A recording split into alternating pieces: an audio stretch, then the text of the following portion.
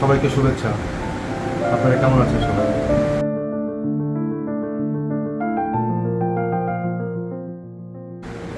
আমি আজকে ছোট্ট একটু কথা বলবো, সেটা হচ্ছে ডায়াবেটিস রোগীদের মেজাজ নিয়ে।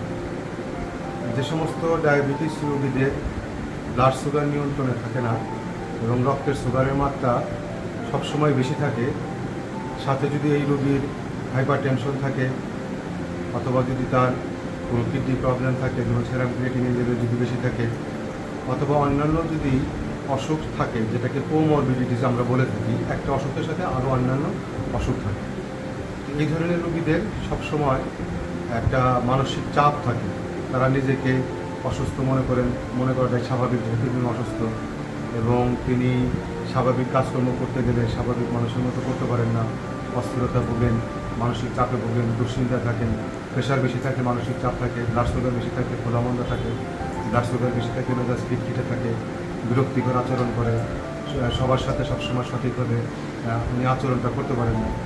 এই ধরনের পরিবেশে যেটা প্রয়োজন, এই ধরনের রোগীর ক্ষেত্রে প্রয়োজন যে উনি রোগী নিজে একটু চেষ্টা করবেন উনি ওনার ডায়াবেটিস যাতে বা অন্যান্য অসুখ যাতে নিয়ন্ত্রণে থাকে, চিকিৎসকের পরামর্শ মেনে সেইভাবে জীবনযাপন করে ডায়াবেটিসকে নিয়ন্ত্রণে নিয়ে এসে, প্রেশারকে নিয়ন্ত্রণে নিয়ে এসে সুস্থ সুন্দর জীবনযাপন করার চেষ্টা করবেন।